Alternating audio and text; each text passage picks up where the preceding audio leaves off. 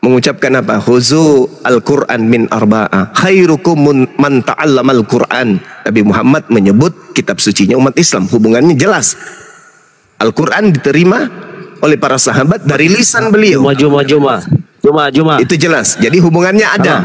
Nah, sekarang kita tanya nih, Kristen yang keluar-keluar pakai nama Yesus, bawa-bawa nama Yesus. Kita cari apa hubungannya antara Yesus dengan Kristen. Silakan. Halo Juma. Ya, halo. Ya.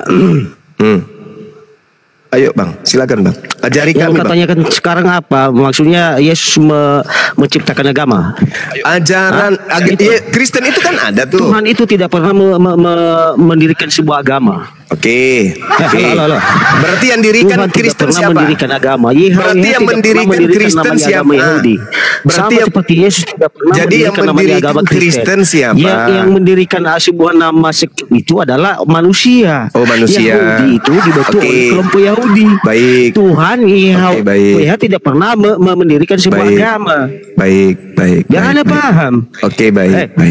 Oke, baik. Yesus Kristus tidak pernah mendirikan namanya agama. Oke, berarti Kristen bukan didirikan oleh Yesus. Yesus Kristus. Mereka membentuk nama kelompok mereka itu adalah Kristen. Artinya Kristianos artinya adalah pengikut-pengikut Kristus. Tidak ada itu satupun Tuhan yang dari Bani Israel mendirikan sebuah nama agama, kecuali dari Arab itu mendirikan sebuah namanya agama kalian itu. Baik. Oke. Biar Anda paham. Jadi jangan kau samakan Yahweh dengan yang menyamakan siapa? Bisa tidak Anda berhenti diam sebelum saya tampar mulut Anda pakai sepatu? Kau mengatakan Yahweh itu mendirikan sebuah agama. Sejak kapan Yahweh itu mendirikan agama Yahudi? Sejak kapan Yesus mendirikan namanya agama Kristen? Baik. Jadi agama yang dimaksud Yesus di Matius 5 nomor 20 itu apa? Salam satu Tuhan.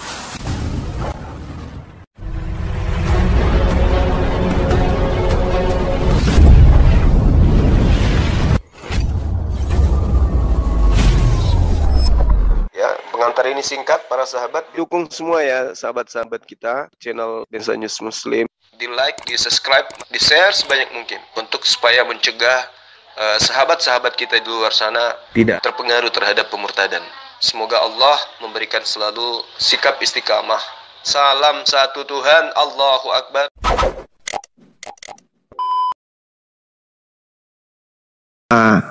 Itu loh yang saya tanya. Nyembah Yesus, membikin simbol salib, menggantung kemudian orang di atas salib itu siapa yang ngajarin? Oke. Pesta ibadah pakai minuman keras, itu siapa yang ngajarin? Menyembah anak Maria, itu siapa yang ngajarin? Mengkitabkan kitab Lukas, Markus, Matius, Yohanes, Roma, Filipi, Galatia, Efesus, itu siapa yang ajarin? Bukankah Yesus guru? Berarti kalau ajaran benar harus bersumber dari sang guru. Ada nggak ajaran Yesus tentang kekristenan yang poin-poin yang tadi? Ada nggak? Itu loh yang saya tanyakan. Masa saya harus uraikan seperti itu sih? Sedetail itu saya harus uraikan. Ketika saya bertanya, apa hubungannya Kristen dengan Yesus? Andalah yang punya kewajiban untuk menjelaskan. Seperti misalnya, apa hubungannya orang Yahudi dengan Nabi Musa? Baca Ulangan 4, baca Ulangan 6, baca Yesaya 11, baca Ulangan 11. Itu hubungannya erat. Ulangan 33 nomor 4. Hukum Taurat itu adalah hak milik kepunyaan Bani Yakub. Bani Yakub, Bani Israel. Bani Israel ya Yehuda. Yehuda ya Yahudi. Berarti hukum yang datang kepada Nabi Musa disebut Taurat itu adalah milik kepunyaan Bani Israel, Yahudi. Nah sekarang hukum yang ada dalam Kristen, hukum salib, hukum Lukas, hukum Markus, hukum Paulus, bla bla bla bla bla bla bla, itu milik kepunyaan siapa? Dan siapa yang mengajarkan? Apa hubungannya dengan Yesus? Masa sampai segitu saya harus jelasin? Sama kami sholat, sallu kama ra'aitumuni usalli. Sholatlah kalian sebagaimana engkau melihat aku sholat. Kami sholat karena kami melihat Nabi Muhammad sholat. Nah kalian hari Minggu melihat siapa kalian sampai kalian seperti itu? Apa hubungannya dengan Yesus? Itu loh yang perlu kami butuhkan untuk kamu jelaskan. Kristen mengaku ajaran kasih, bla bla bla bla bla, masuk ke Indonesia, ngambil istilah-istilah Al-Quran, tapi ternyata Kristen sendiri tidak berasal dari Yesus. Begitu loh saudara, silakan. Selamat pagi Bang Suma tercinta dan semuanya. Pagi saudaraku Bang Denny. Baik. Selamatkan pagi. Selamatkan pagi dan juga diberkati oleh Tuhannya Yesus. Amin. Amin. Sekarang sudah Tuhannya Yesus ini Bang. Tuhannya Yesus.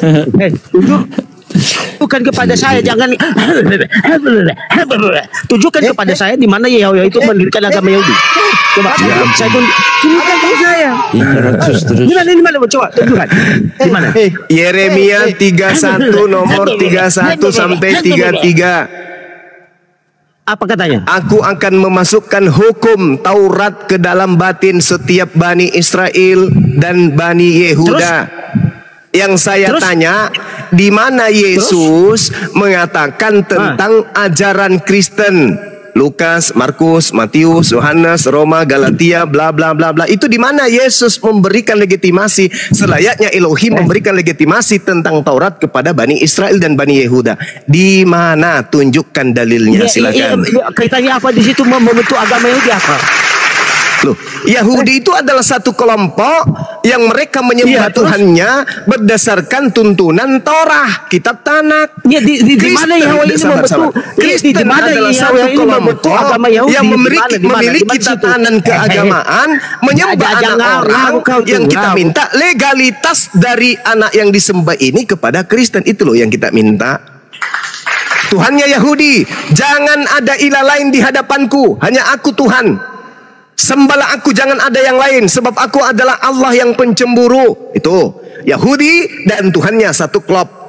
Nah, Kristen menyembah Yesus, Yesusnya tidak satu klub dengan Kristen. Itu masalahnya. Di mana Yahweh itu ngomong saya membentuk agama Yahudi, di mana? La haula wala quwata illa billah. Di mana dia mengatakan Yahweh saya membentuk agama Yahudi? Yahudi itu adalah kelompok yang menuhankan di mana Yahweh itu membentuk namanya saya membentuk agama Yahudi, di mana? Tunjukkan kepada saya. Yahudi itu adalah nama. Di mana? Tunjukkan kepada saya bahwasanya Yahudi itu dibentuk oleh Yahweh. Coba tunjukkan. Yahudi itu adalah kelompok dari keturunan Yakub yang tadinya disebut Yehuda. Udah tahu saya itu, Kitabnya tunjukkan apa? kepada saya bahwasanya Yahweh langsung mengatakan saya membentuk agama Yahudi. Mereka disebut sebagai Bani Yehuda, Bani Israel.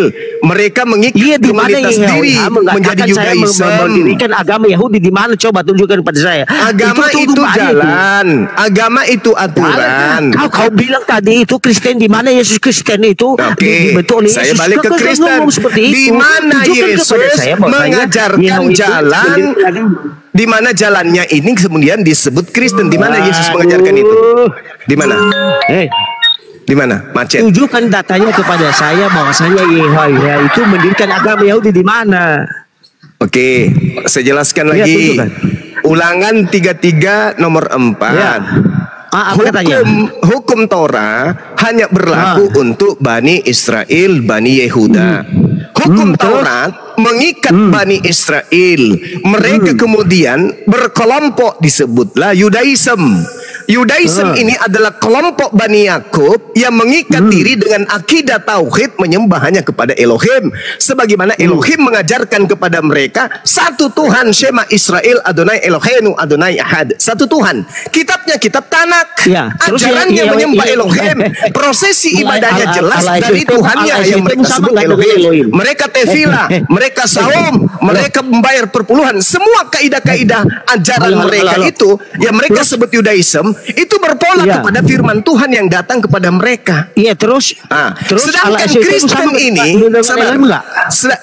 sedangkan Kristen ini adalah komunitas yang mengaku diri mereka itu sebagai pengikut Yesus. Yang saya tanya, hubungan antara Yesus selayaknya Elohim, hubungannya dengan Yudaism itu mana? Coba tunjukkan hubungan Yesus dengan komunitas Kristen itu di mana?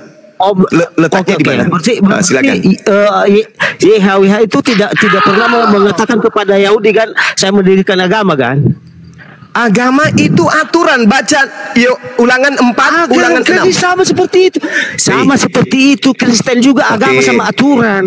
Tidak pernah dia mengatakan tidak pernah mengatakan saya mendirikan agama Yahudi. Sama seperti itu. Yesus tidak pernah mengatakan saya mendirikan agama Kristen. Baik. Tenangkan diri Anda. Tenangkan diri Anda. Asal ngocor aja itu ngomongnya. Tenangkan diri Anda. Keluaran 31. Kita masuk ke data. Kita masuk ke data. Pikir yang bagus, jangan ini. Ada lagi yang Anda ingin katakan? Jangan diturunkan ya, teman-teman. Masuk ke data kita ya.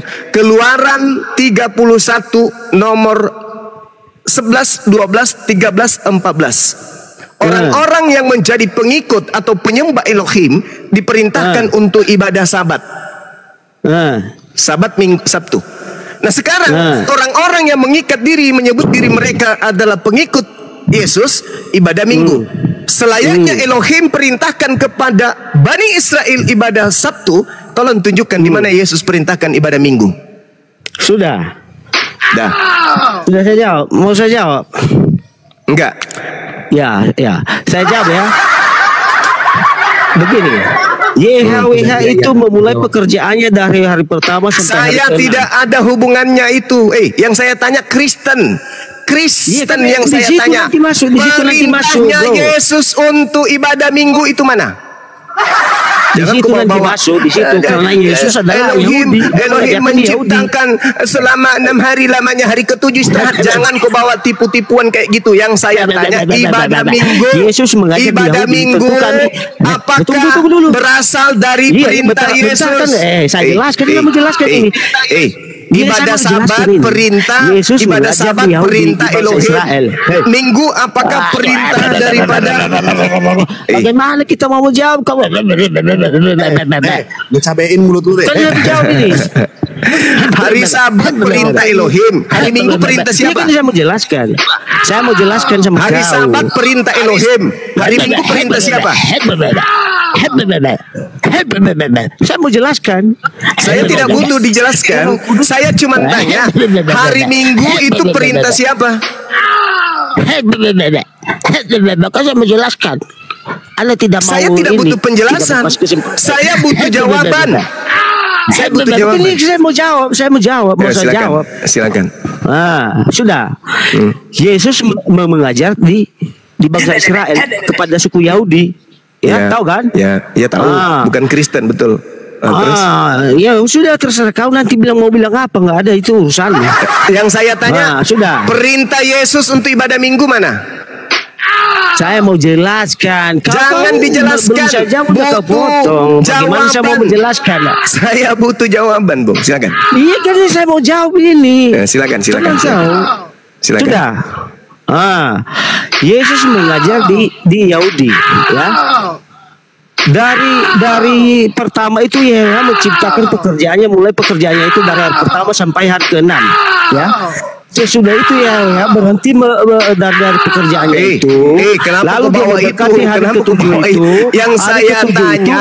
Yang saya tanya perintah Yesus ibadah Minggu, please. Jangan ini bukan gereja. Ini bukan gereja. Bukan gereja. Saya mau jelaskan, Anda memotong. Perintahkan ibadah Sabtu. Yang saya tanya, Yesus yang kau tuhankan perintahnya ibadah Minggu mana? Silakan. Kita mau jelaskan. Saya tidak butuh penjelasan. Saya butuh jawaban. Mau bilang sendiri. Saya butuh jawaban.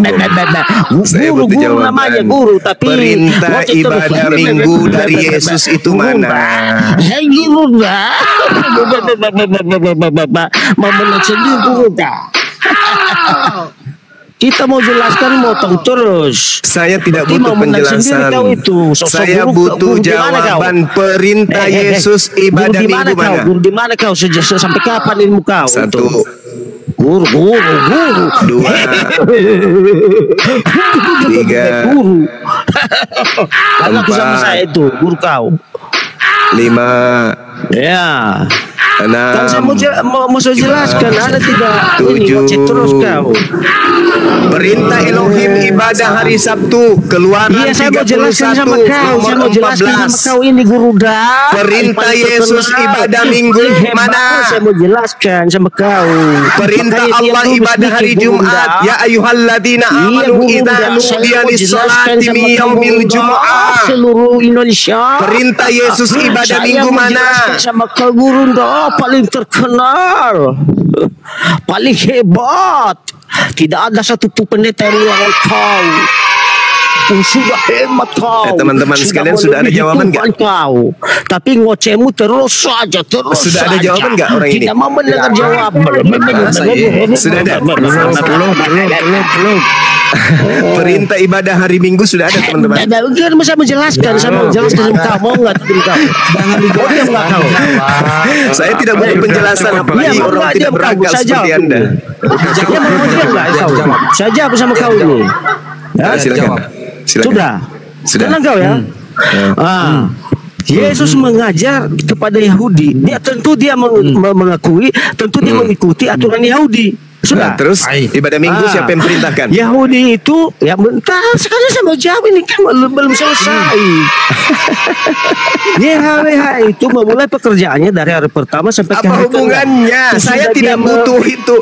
Saya tidak butuh penafsiran.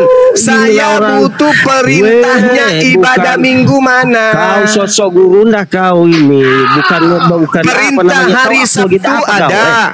Keluaran 31 nomor 14. Perintah hari Jumat, perintahnya ada dalam Al-Quran surah Al-Jumu'ah. Sekarang perintah hari Minggu mana perintahnya? Silakan. Kau nggak berani melawan saya karena saya memberikan data yang sesuai. Ya, silakan datanya perintah hari Minggu, silakan. Kau terus memotong. Kan saya menjelaskan. Ada terima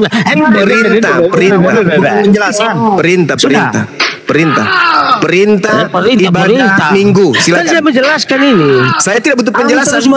Saya tidak butuh penjelasan. Sebutkan perintahnya dulu. Sebutkan perintahnya dulu. Baru Anda jelasin. Bilang guru tak dari mana kau? Jelaskan itu nanti setelah Anda menunjukkan kemudian data perintah hari Minggunya. Watak kalian itu sinandar. Kau juga. Perintah hari Minggunya mana? Semua itu. Udah salah itu semua kalian. Perintah hari Minggunya mana? Sesuai ilmu kalian. Ya. Perintah hari Minggunya mana? Kan sudah saya menjelaskan sama kau. Saya tidak butuh penjelasan. Saya butuh perintahnya mana? Kalau sudah kalau nggak terima ya udah. Mana perintah hari Minggunya mana? Bukan iman hari Minggu itu kan. Lihatlah ini ya. Teman-teman yang selalu mengatakan diri mereka anak-anak Tuhan, coba lihat. Kalian ya itu kalian yang berhak pengacara yang melaporkan kemudian orang-orang api, coba lihat ini wakilmu ini coba lihat. Sosok guru kau.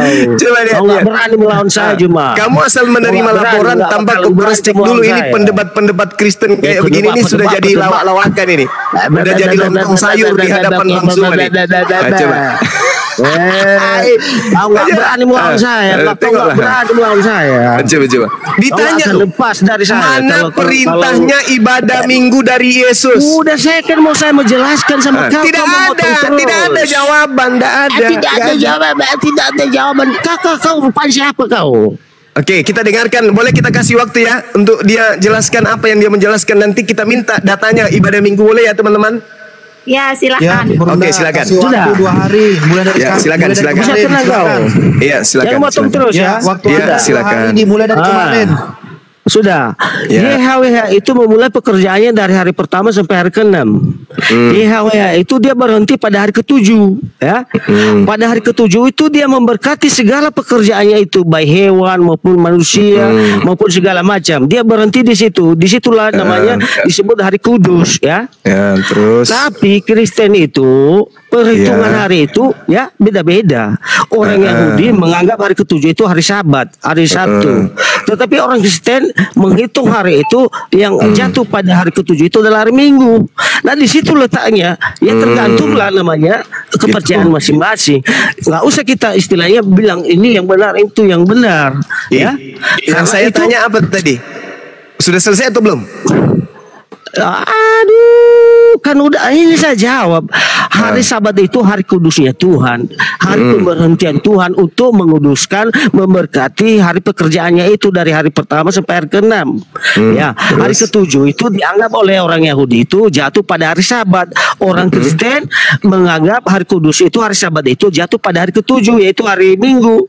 Nah di situ perbedaannya. Oke, sudah. Ya? Namanya kepercayaan itu kan beda-beda. Nggak mungkin kita paksakan orang Yahudi begini harus hari Sabat itu. Tepuk tangan dulu teman-teman. Nggak mungkin kita paksakan hari Kristen itu mengatakan hari Sabat itu hari ini hari Minggu. Tergantung kepercayaan masing-masing. Yang penting mereka iman itu hari ke-7 itu adalah hari pemberhentian Tuhan untuk memberkati dari segala pekerjaan. Oke, sudah paham, kita udah paham. Sekarang tolong Anda jelaskan hari pertama bagi umatnya Nabi Musa itu hari apa? Kan hari-hari mereka kan disebut Sani, Silisi, Refeksi, Khamsi, Sisi, Sabat, Rison, dan seterusnya. Saya minta sama saudara, hari pertama dalam hitungan umatnya Nabi Musa yang menerima kitab Taurat itu disebut hari apa hari pertama? Silakan. Silakan. Anda kan mengatakan masing-masing punya kepercayaan mana Sabat itu. Nah sekarang saya minta, yang punya hukum Taurat itu Kristen atau Yahudi? Yahudi dong. Yang tahu tentang kitab Tanakh Kristen atau Yahudi? Yahudi dong. Yang tahu hari Sabat itu Senin, Selasa, Rabu, Kamis, Jumat, Sabtu atau hari apa? Yahudi dong. Karena dia yang punya. Nah saya ingin uji Anda nih. Saya ingin uji. Hari pertama dalam hitungan hari-hari bagi umatnya Nabi Musa itu jatuh pada hari apa dan disebut apa dalam bahasa Ibrani? Silakan. Saya kasih pilihan. Ada Sisi, ada Kamshi, ada Revisi, ada Sisi, ada Shani, ada Rishon, ada Syabat. Silakan pilih yang mana hari pertama di dalam hitungan orang Yahudi. Anda sebut-sebut tadi Gurunda kan? Nah, Anda ketemu Gurunda ini. Saya sudah berusaha merendah-rendahkan ilmu saya serendah-rendahnya untuk mencapai levelmu, tapi kau nyinggung-nyinggung saya angkat kau naik pada level yang agak tinggi sedikit. Tunjukkan hari pertama dalam hitungan bahasa. Tenang, sudah. Oke, silakan. Coba tunjukkan kepada saya di dalam kitab Tanakh itu bahwasanya mengatakan hari pertama itu hari Senin. Hitungan dulu, hitungan. Memang nggak ada di dalam kitab Tanakh itu nggak ada. Dalam tradisi Yahudi, dengar. Dalam coba sebutkan hari pertama bagi hitungan Yahudi itu hari apa? Nggak ada keterangan dalam Alkitab itu. Ataupun di dalam kitab Tanakh. Ini bukan dalam kitab. Dalam tradisi Yudaism hari pertama itu apa? Kan mereka yang tahu. Kami berpacu pada Alkitab. Kami berpedoman pada kitab-kitab itu. Oke. Di mana dituliskan di dalam Bible bahwa hari ke-7 itu hari Minggu? Nggak ada juga. Tapi menurut perhitungan kalender Masehi. Tadi rujukannya katanya Bible. Saya minta di Bible hari ke-7 itu hari Minggu, mana tertulis? Dia dihitung menurut perhitungan kelahiran Yesus. Saatnya Anda ditertawakan. Nah, sekarang hari Sabat menurut Yahudi hari apa? Sabtu atau Minggu? Kalender itu tanya dulu. Sekarang apa? Menurut Yudaism hari Sabat itu Sabtu atau Minggu? Ya hari Sabtu, saya akui itu. Terus dari mana Kristen mendapatkan materi bahwa hari Sabat itu Minggu? Itu saya bilang tadi. Kalender sekarang. Bentar. Allahu Akbar, Masya Allah. Ketika orang Yahudi berbicara Yom Rishon atau berbicara mengenai Yom Shabbat, mereka menghitung hari pertama Rishon, hari kedua Shani, hari ketiga Sisi, hari keempat Revisi, hari kelima Khamsi, hari keenam itu Sisi, hari ketujuh itu Sabat. Di mana terkutip itu? Kita mana terkutip itu? Sekarang di mana tertulis di Bible bahwa hari ke-7 hari Minggu? Ada. Hari ke-7 itu ya dimulai dari perhitungan kelahiran Yesus.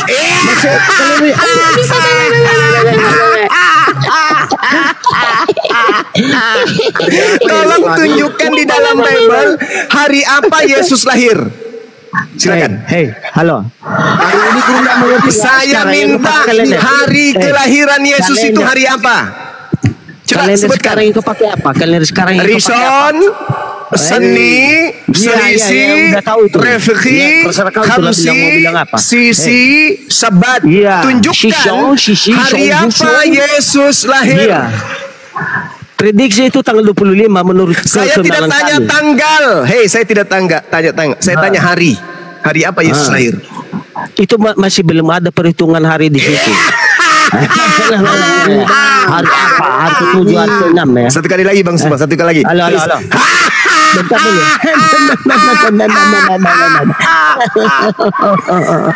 Lalu dasarmu mengatakan Sabat itu minggu apa, Cak Ayu?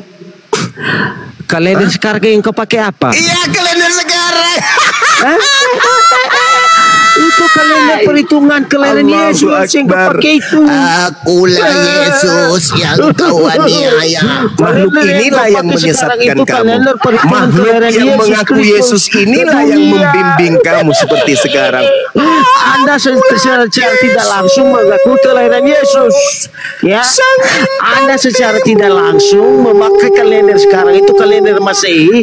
Secara tidak langsung Anda mengaku kelahiran Yesus Kristus. Makhluk inilah yang dibuat yang itu oleh orang membuat Nasrani. kau uring-uringan seperti sekarang ini. Makhluk yang mengaku Yesus inilah yang membimbing kamu aneh seperti ini. Ayo. Saya ulang lagi ya, saya ulang lagi teman-teman. Sebelum diturunkan kita ulang lagi, kita kerjai dia ya teman-teman. Yesus Kristus ke Ukhti dunia. Rosifa nanti kalau dia nggak bisa jawab langsung aja diturunin. Memalukan gereja ini, memalukan pengacara-pengacara yang melaporkan anak-anak api. Ya kita tanya ke dia ya.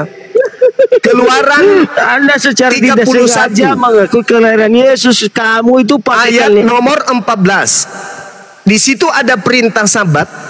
Dan Sabat bagi Yahudi itu hari Sabtu sampai hari ini. Mulai dari zamannya Nabi Musa abad ke-14 sebelum Masehi sampai sekarang itu orang Yahudi ibadahnya hari Sabtu. Muncul Karisteng. Sebelum menjadi Karisteng, orang-orang Roma, orang-orang Yunani berpesta pada hari Minggu. Kenapa? Karena hari Minggu itu adalah Sandai. Secara tidak langsung ada yang tahu arti Sandai? Yesus Kristus. Ada yang tahu arti Sandai? Sandai artinya hari matahari. Kenapa disebut hari matahari? Karena orang Roma, orang Yunani penyembah dewa matahari. Nah, artinya ketika kemudian orang Kristen menyembah pada hari Minggu, itu mereka sedang mengikuti tradisi Romawi dan Yunani kuno, berpesta pada hari Minggu untuk memperingati dewa matahari. Orang Yahudi sampai hari ini, mereka Sabat hari Sabtu. Tunjukkan datanya. Orang Kristen mereka menyembah Yesus hari Minggu. Muncul pertanyaan. Keluaran 31 nomor 14. Mereka terbukti beribadah pada hari Sabtu karena kenapa? Mereka diperintahkan untuk mensucikan hari Sabtu. Kristen terciduk. Sebagai bukti bahwa Kristen ini bukan pengikut Yesus. Sebagai bukti bahwa Kristen ini tidak ada hubungannya dengan Yesus anak Maria. Sebagai bukti bahwa Kristen ini tidak ada hubungannya dengan ajaran para nabi Bani Israel. Kita minta pertanggungjawaban. Dari mana Kristen mendapatkan perintah ibadah Minggu? Di mana tradisi itu muncul ibadahnya hari Minggu? Silakan. Kita kasih hitungan sampai hitungan 10 ya teman-teman. Kalau tidak ditendang aja kepalanya. 1. 2. Sudah. Jangan dimin-min lah, host. 3. Ya, ini sama jawab ini, ya. Perhitungan hari itu tidak ada disebutkan hari pertama itu hari Senin, hari kedua itu hari Selasa, nggak ada. 5. Nggak ada di dalam Alkitab itu, nggak ada ya. Yang saya mau jelaskan sekarang, kalender yang kau pakai sekarang itu adalah kalender perhitungan kelahiran Yesus. Ya, 7. Kami memulai perhitungan hari pertama sampai hari ke-7 itu kami 8. Memulai itu dari hari kelahiran Yesus Kristus. Hari kelahiran Kristus 9. itu ya jatuh perhitungannya pada hari ke-7 itu adalah hari Minggu. 10. Itu yang selesai. pakai kalender Kamu itu. ke gereja seperti biasa, telunjuk, cerot, habis itu jilat. Oke. Jadi teman-teman sekalian masih kepada pengajaran tadi Pendeta Rashid ketika bertanya apa hubungannya antara Kristen dengan Yesus sampai detik ini ternyata nggak ada yang bisa membuktikan. Tidak ada orang Kristen yang bisa membuktikan bahwa agama Kristen ada hubungannya dengan Yesus.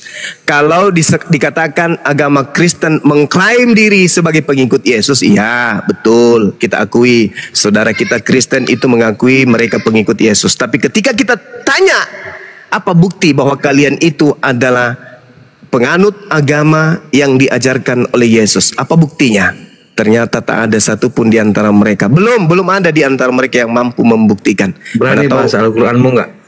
Mana tahu saat ini dia berani. Berani bahasa Al-Quranmu? Ini kita sedang bahas Al-Quran. Ini sedang bahas Al-Quran. Enggak, Al-Quran mengatakan apa? Al-Quran mengatakan apa? Fawailul lilladzina yaktubuna al-kitaba bi aydihim tsumma yaquluna hadza min indillah. Orang-orang kafir membuat buku panduan agama mengatakan itu dari Allah, padahal bukan dari Allah. Itu hanya menduga-duga dan itu hanya angan-angan. Kamu menuhankan Allah atau untuk Muhammad? Membuktikan bahwa Al-Quran ini betul, saya bisa buktikan. Apakah kamu benar ibadahnya Muhammad? Orang Kristen itu hanya angan-angan atau perintah dari Tuhan? Nah, kita minta perintah Tuhannya. Perintah Tuhan. Nah, ini Al-Quran dibahas, cupu. Perintah Tuhannya, saya belum bertanya. Perintah Tuhannya mengatakan ibadah itu hari Sabtu. Keluaran 31 nomor 14. Sedangkan Kristen beribadah hari Minggu. Kalau Al-Quran ini salah, berarti ada panduan dari Tuhan untuk ibadah Minggu. Untuk membuktikan Al-Quran ini salah atau benar, tolong Kristen tunjukkan perintah dari Elohim untuk ibadah hari Minggu. Silakan. Silakan. Kalian kenapa beribadah di hari Jumat? Perintahnya ya ayyuhalladzina amanu idza nudiya lis-sholati min yaumil jumu'ah. Ada perintah. Sekarang mana perintahnya dari Tuhan untuk ibadah Minggu? Silakan. Kalau tidak Al-Quran benar. Itu menurut lilladzina yaktubuna al-kitaba bi aydihim tsumma yaquluna hadza min indillah. Agama ciplak. Berarti Al-Quran betul. Al-Quran mengatakan orang-orang kafir hanya beribadah mengikuti nenek moyang mereka. Kalau tidak ada perintah dari Elohim ibadah Minggu, berarti kalian ikuti nenek moyang. Berarti Al-Quran betul. Ini kita sedang bahas Al-Quran ini. Saya tanya kamu, Zuma. Ini kita sedang bahas Al-Quran. Sekarang buktikan bahwa hari Minggu, ibadah Minggu itu adalah perintah Yesus. Ya, Nabi Tuhan yang bernama Yesus. Atau Tuhan itu sendiri yang memerintahkan hari Minggu. Silakan. Agama jiplakan kalian ini. Silakan. Mana ada hari Jumat ibadah agama terdahulu? Punya siapa? Hari Jumat itu ibadah kami sesuai dengan perintah Tuhan kami. Punya siapa? Ya. Kalian menjiplak. Jumat Agung. Coba tunjukkan dalilnya Jumat Agung di Bible. 1, 2.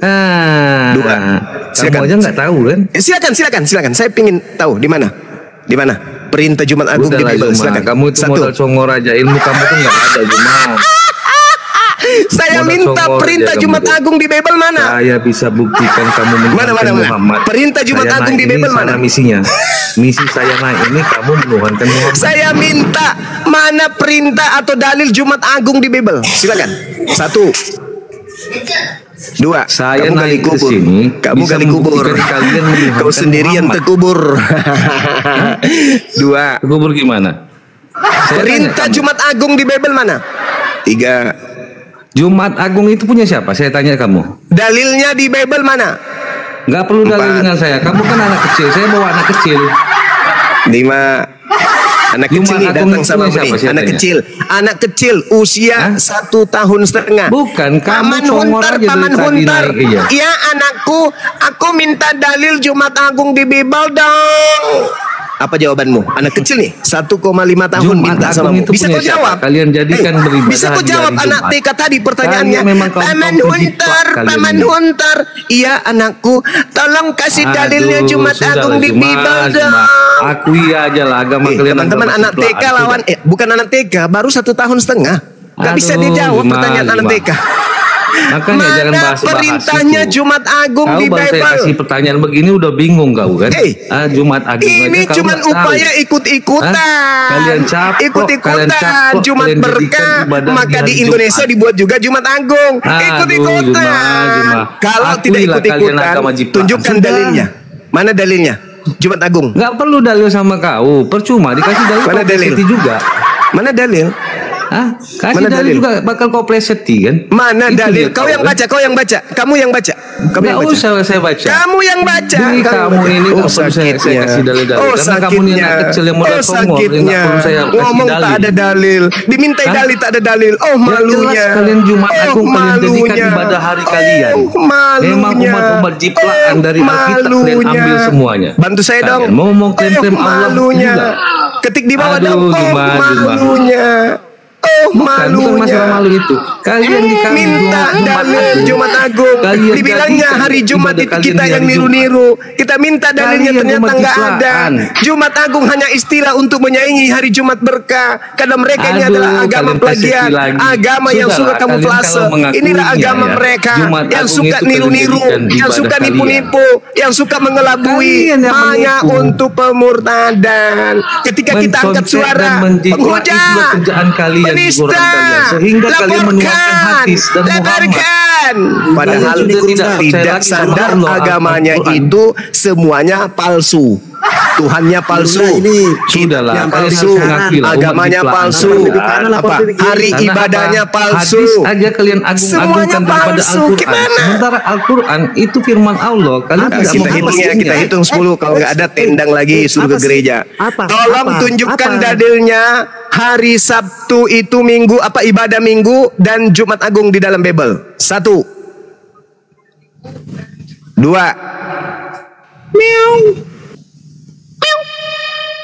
3, 4, 5, 6, 7, 8, 9, 10. Dah turun. Kau ke gereja seperti biasa, jurus telunjuk maut. Cerup. Habis itu jilat. Cium dulu sebelum Anda jilat, cium dulu. Mana tahu ketika Anda cium, oh ini baunya kayak beda deh. Ini baunya ini rada-rada. Nah, kapan Anda sudah bisa membedakan antara bau parfum yang harum dengan itu telunjukmu, berarti Anda sudah ada indikasi bisa sembuh. Kalau belum, berarti Anda masih parah. Jadi berapa yang gugur? Assalamualaikum warahmatullahi wabarakatuh. Alhamdulillah. Waalaikumsalam. Sudah berapa yang gugur? Waalaikumsalam. Ada 4 juga. Sudah 4. Sudah 4 yang gugur. Ini iman nih, Bang Cuma ini iman. Ya, silakan. Bang Zuma itu. Iman itu hanya ada di Islam, karena iman itu adalah implementasi tertinggi dalam keagamaan. Iman sama dengan akal. Saya bacakan dalil dalam kitabmu ya, dalam kitab Yakobus 2 nomor 26. Sebab seperti tubuh tanpa roh adalah mati, demikian jugalah iman tanpa perbuatan adalah mati. Kalau iman tanpa akal, apa namanya? Contoh, Tuhan mati, Anda imani. Nah, iman seperti ini tanpa akal apa namanya? Boleh nanya nggak Juma? Ini pertanyaan. Enggak, saya mau nanya kamu dulu. Ini, nama kamu iman, padahal iman itu berasal dari Islam. Tidak ada di Kristen itu iman. Di Indonesia baru ada kata iman. Dengar, Bung. Iman itu hanya ada di Islam. Diambil dari kata amana yu'minu, yang artinya percaya atau membenarkan. Tak ada di Kristen itu kata iman, tak ada. Itu cuma niru-niru. Iman itu hanya kata yang lagi-lagi diambil dari Al-Quran. Di Kristen itu tak ada iman. Karena iman itu adalah buah. Iman itu adalah saripati. Iman itu adalah sesuatu intisari dari akal. Nah, Kristen menjadi Kristen bukan proses akal, tapi percaya saja. Maka di Kristen tidak ada level iman. Yang ada hanya apa? Pisti, kepercayaan. Inikah yang kalian agung-agungkan orang Islam? Si Juma kayak gini yang goblok. Jangan sampai Anda yang kelima. Hah? Jangan sampai Anda yang kelima. Apakah jangan sampai Anda yang kelima. Islam yang mengagungkan si Juma kayak kalian ini cerdas? Oke, saya jelaskan ya. Saya jelaskan. Di dalam Al-Quran, iman itu, sabar dulu. Ada kata iman. Coba dulu orang Islam. Ya. Belum Kemudian ditanya udah menjelaskan. Coba. Iman ini sendiri berasal dari kata Yu'minu, amanna, artinya yakin atau membenarkan. Amana, aman, atau amanah ini adalah bahasa-bahasa Quran yang dicatut, lagi-lagi diambil oleh gereja, oleh lembaga Kristen untuk menjalankan aksi tepu-tepu dengan mengambil kata iman. Nah, sekarang saya sudah jelaskan tentang iman. Sekarang Anda jelaskan tentang iman versi Kristen. Silakan. Dulu ditanya udah menerangkan, kan gue belum tahu. Oke, silakan Anda bertanya. Habis itu saya bertanya balik, boleh? Ya gitu dong. Kalau cerdas harus gitu. Jadi jangan malu kau dia gunggang-gungkan umat Islam kau, tapi goblok meminta ampun. Langsung aja nanya. Ya, silakan bertanya, silakan. Oke, biasakan cerdas ya, jangan goblok kau. Jadi biar nggak malu kau dia gunggang-gungkan umat Islam. Banyak kali cerita kau. Banyak kali cerita kau. Biadab kau. Ya. Nah, silakan saudara Piti, silakan. Kayak Islam kejam-kejam. Ngomong.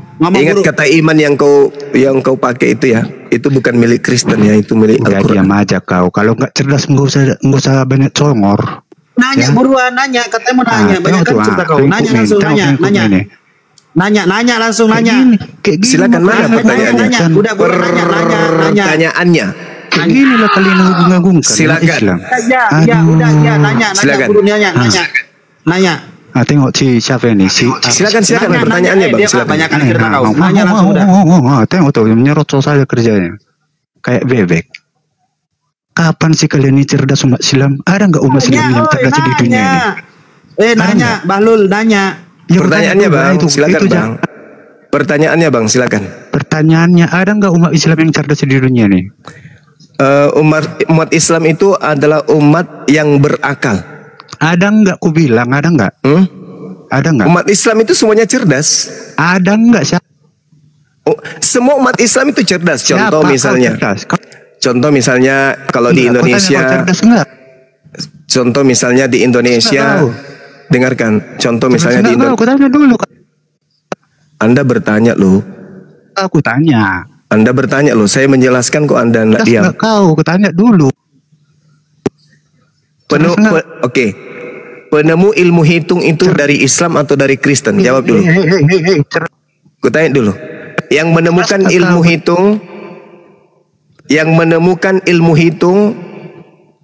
itu siapa? Islam atau Kristen? Ku tanya dulu. Sama siapa? Yang menemukan ilmu hitung itu dari Islam atau dari Kristen? Kalau kami jelas, penemu ilmu matematika itu berasal dari Islam, Al-Khawarizmi. Nah, sekarang tolong tunjukkan nama penemu dari agama Kristen yang menemukan ilmu matematika. Silakan. Ini Islam. Kalian. Silakan, Bang. Di rumah kalian kejang-kejang. Silakan. Main mute terus. Main kejang-kejang. Pertanyaannya saya sudah jawab kan. Adakah di Islam itu orang cerdas? Ku jawab. Yang menemukan ilmu matematika, Al-Khawarizmi. Terus. Sudah ku jawab. Sekarang giliran saya bertanya. Sekarang saya bertanya kepada saudara. Galatia 4 nomor 19. Ini pertanyaan saya. Terus. Di situ ada kata odino. Odino itu bahasa Yunani artinya sakit pada masa bersalin. Pertanyaan saya, kapan Paulus hamil? Sejak kapan Paulus hamil? Itu pertanyaan saya. Saya baca dasarnya di Galatia 4 nomor 19. Hai anak-anakku, karena kamu aku menderita sakit bersalin lagi sampai rupa Kristus menjadi nyata di dalam kamu. Pertanyaan saya, siapa yang menghamili Paulus? Silakan. Agak lain ini Paulus. Pertanyaan saya, dengarkan. Galatia 4 nomor 19. Anak-anakku, karena kamu aku menderita sakit bersalin. Pertanyaan saya, siapa yang menghamili Paulus? Jawab. Aduh, kok di kalian kejang-kejang? Pertanyaan saya, siapa yang menghamili Paulus berdasarkan Galatia 4:19? Jawab. Di rumah kalian kejang. Kenapa jadi curhat kayak begini ya? Ini rusak, tombolnya rusak ini. Pertanyaan saya, siapa yang menghamili Paulus berdasarkan Galatia 4 nomor 19? Jawab. Kejang-kejang. Jangan di-mute, jangan di-mute teman-teman. Kok main mute kejang-kejang kalian? Kok nggak malu kalian kalian sendiri main mute? Goblok kalian ini. Inilah si Juma ini kalian bilang mau kalian agung-agungkan. Saya ulang pertanyaannya ya. Siapa yang tadi? Pertanyaan saya ulang. Berdasarkan Galatia 4 tadi aku tanya, nomor 19, siapa yang menghamili Paulus? Siapa umat Islam yang cerdas di dunia ini? Kutanya kau. Al-Khawarizmi. Dia penemu ilmu matematika. Tunjukkan saya, siapa orang Kristen yang cerdas di dunia yang menemukan ilmu matematika? Tunjukkan datanya, Ilmu aljabar. Tunjukkan kamu datanya. Kamu tahu aljabar? Tunjukkan datanya, goblok. Kau tahu aljabar? Kau ini. Hah? Inilah si Juma ini kalian agung-agungkan. Enggak, saya menunjukkan data yang enggak bisa. Udah, enggak ada ya, enggak bisa. Jadi ini orang kelima yang kita tendang. Saya hitung sampai 5 pertanyaan saya. Sudah, anjir, udah 5. Lima yang pensiun, lumayan lah. Ya kan? Mau pertanyaan naik minimal manusia ya, jangan Kristen yang naik, manusia yang punya otak. 5 orang sudah. Pertanyaan, siapa yang menghamili Paulus berdasarkan pengakuannya di Galatia 4 nomor 19. Di situ ada kata Odino. Paulus mengaku sakit saat bersalin. Rasa sakitnya bersalin itu dia rasakan. Hai anak-anakku, karena kamu aku menderita sakit bersalin lagi sampai rupa Yesus menjadi nyata di dalam kamu. Pertanyaan klasik, silakan Anda jawab dengan klasik bahwa berdasarkan data itu siapa yang menghamili Paulus?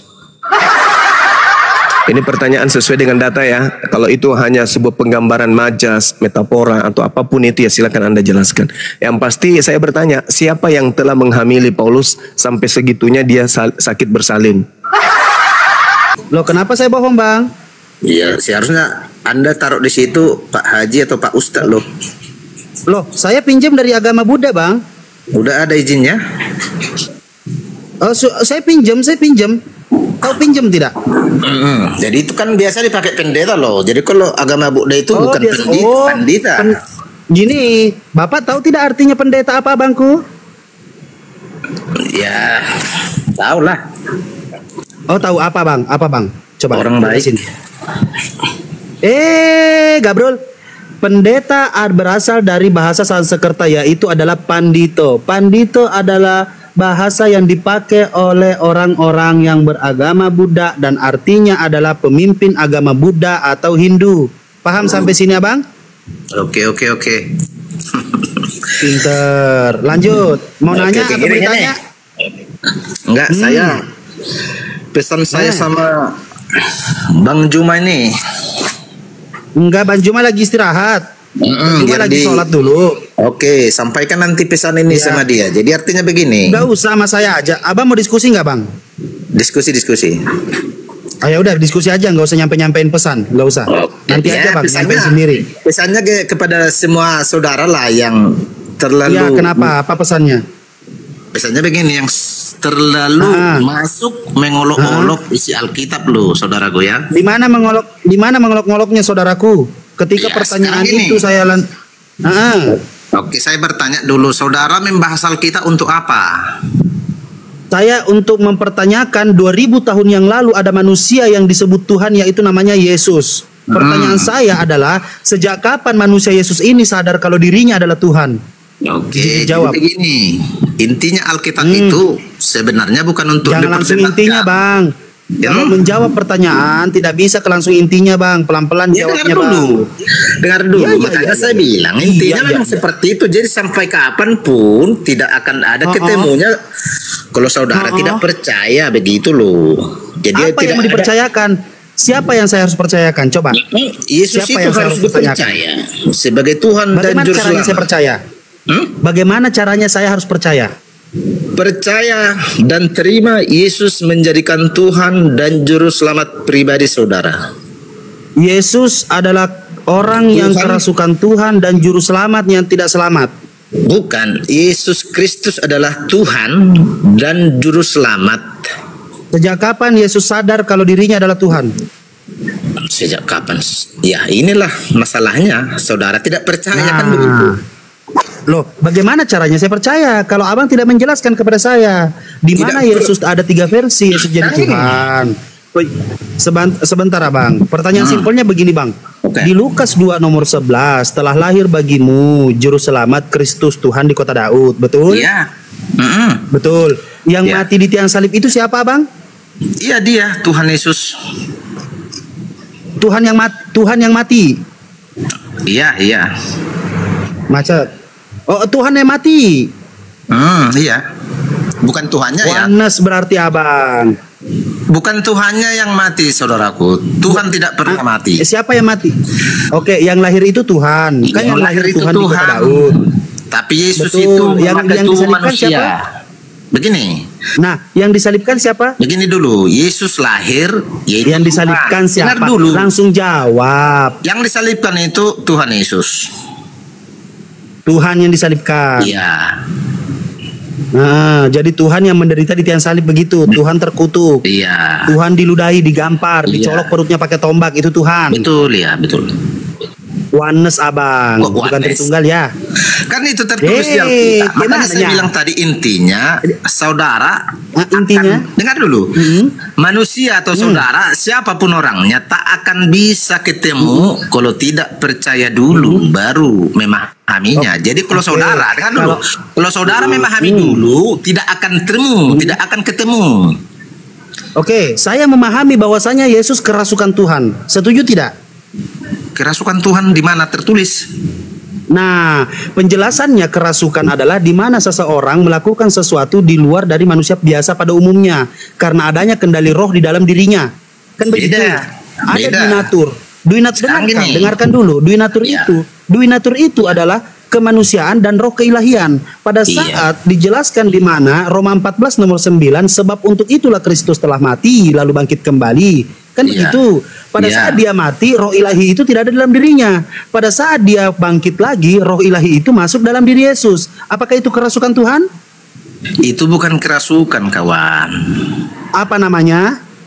Makanya kita kalau menafsirkan kan jadi mengejek, mengolok-olok jadinya kan.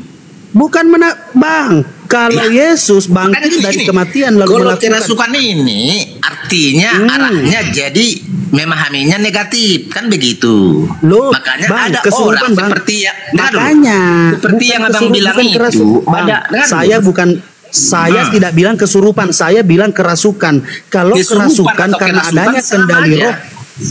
Oh, tidak sama bang. Kalau kesurupan itu adalah sesuatu yang kayak mananya. Kerasukan atau kesurupan sama aja lo, artinya negatif lo, kan begitu. Iya, udah terus. Jadi makanya kalau itu nanti abang bawa, makanya saya bilang jadi akhirnya kan mengolok dan mengejek jadinya. Memang sudah tertulis seperti itu. Dan mengejek bang, buktikan kepada saya bahwasanya, oke, kalau memang Anda mengatakan saya mengolok atau mengejek, buktikan kepada saya bahwasanya Yesus itu tidak kerasukan. Memang tidak kerasukan, memang dia Tuhan kok kerasukan. Oke, definisi kerasukan menurut Anda apa bang? Gini, sama halnya yang saudara jelaskan, kerasukan itu memang bisa seseorang itu melakukan di luar kewajaran manusia normal, kalian begitu kan? Jadi orang pun, enggak pun di dalam Tuhan, ibaratnya dia kesetanan pun, kan tetap juga dia bilang itu kerasukan. Itu kesurupan. Ya sama. Itu kesurupan bang. Ya sama. Jadi makanya arahnya jadi negatif loh, kawan. Kan itu maksud saya. Ya udah buktikan kepada saya bahwasanya Yesus tidak kerasukan Tuhan. Memang tidak kerasukan. Apa mau dibilang? Semua Alkitab menjelaskan Yesus tidak kerasukan. Tapi orang-orang yang tidak percaya kepadanya menuduh dia kerasukan dan gila. Kan ada. Nah, dengarkan. Kerasukan adalah perubahan keadaan kesadaran yang tidak biasa yang konon disebabkan oleh pengendalian tubuh manusia oleh roh. Yang ada dalam diri Yesus apa? Roh keilahian. Nah, perubahan keadaan kesadaran yang tidak biasa yang dilakukan oleh Yesus ada di Markus 16 ayat 19. Setelah ia berbicara kepada muridnya, maka terangkatlah ia ke sorga dan duduk di sebelah kanan Allah Bapa. Itu kebiasaan yang tidak biasa yang dilakukan oleh Yesus. Loh, memang dia sendiri Tuhannya. Tuhan itu kayak mana mau kita bilang? Tapi karena kita tidak percaya, ya kita tuduhlah perkataan-perkataan yang tidak baik.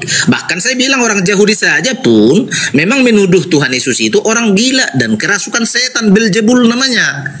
Kenapa? Orang yang tidak percaya ya. Jadi sama halnya zaman ini. Orang yang tidak percaya menuduh kepada Tuhan Yesus itu memang seperti kata Anda ini. Ya tidak ada masalah bagi kita, kan begitu. Ya, terus, tapi makanya saya bilang gini, makanya saya pesankan tadi, tunggu dulu. Makanya saya pesankan tertulis di Lukas 6 ayat 25 ya. Celakalah kamu yang sekarang ini kenyang karena kamu akan lapar. Celakalah kamu yang sekarang ini tertawa karena kamu akan berduka cita dan menangis. Ini pesan kepada setiap orang yang tidak percaya kepada Tuhan Yesus. Itu loh saudaraku ya.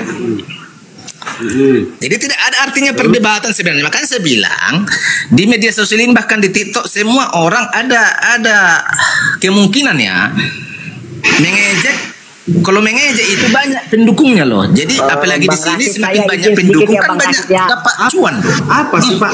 Bapak rujukannya kemana? Bagaimana saya bisa mempercayai bahwasanya Bapak memahami tentang Tuhan, Yesus itu adalah Tuhan. Ya. Saya bertanya, bagaimana cara saya memahami manusia yang dituhankan ini memiliki 3 versi dalam bentuk ketuhanannya.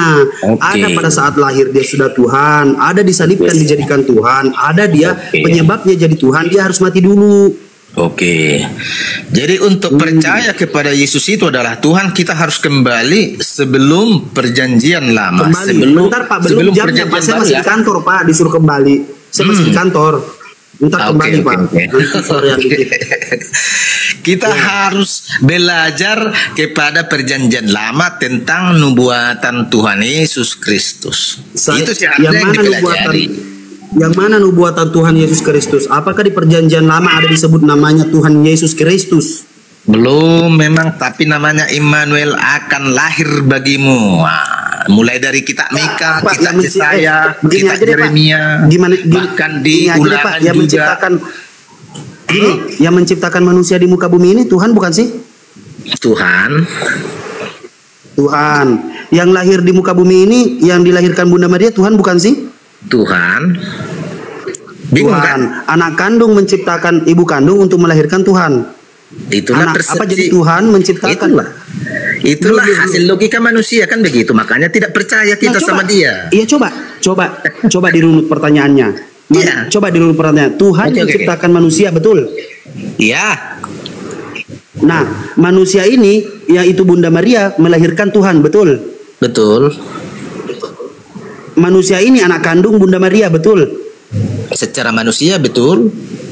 Betul. Jadi anak kandung menciptakan ibu kandung melahirkan anak kandung, betul? Makanya jadi lari pengertiannya. Kalau memang itu logika memang tidak masuk akal kan? Diganti. Ya udah diganti. Tuhan menciptakan manusia untuk melahirkan Tuhan, betul? Tuhan menciptakan manusia untuk melahirkan manusia. Iya, betul. Tuhan menciptakan manusia untuk melahirkan Tuhan, betul? Jadi begitu Pak logikanya yang masuk. Ya memang bisa aja, tapi nggak tepat, kurang tepat. Oke, saya ikan aja dulu. Saya ikuti aja dulu saudara ya. Oke. Yang menurut Bapak tidak tepat, Tuhan menciptakan manusia untuk melahirkan Tuhan. Nah, menurut Bapak tepatnya yang seperti apa Bapak? Silakan. Sebenarnya ngopi dulu. Sebenarnya mulai dari Adam dan Hawa jatuh ke dalam dosa, rencana penyelamatan itu sudah ada, kan begitu. Jadi makanya panjang sejarahnya. Kalau langsung kita berputar-putar di mengenai ketuhanan Tuhan Yesus tidak ketemu. Makanya harus dipelajari dulu nubuatannya. Pak, sebentar. Rencana penyelamatan siapa? Rencana penyelamatan Yesus atau penyelamatan umat manusia? Karena Yesus pun juga diselamatkan. Dia adalah seorang yang soleh. Yesus adalah seseorang yang berdoa kepada Allah Bapa dengan sungguh-sungguh meneteskan air mata. Sehingga karena dia orang yang bersungguh-sungguh, Allah Bapa mendengarkan doanya, lalu dia diselamatkan. Yang namanya, gini Pak, saya kasih analogi. Ketika saya digebukin, Nah kan ketika saya digebukin, habis itu saya udah jatuh pingsan. Habis itu orang yang gebukin saya udah pergi. Lalu bapak saya datang nolongin saya. Apakah artinya saya diselamatkan? Iya, diselamatkan.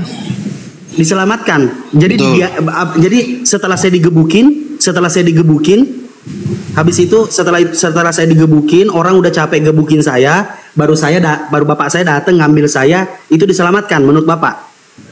Ya karena digebukin tadi ya memang diselamatkan. Makanya itu kan beda versi. Kan itu udah dua oknum.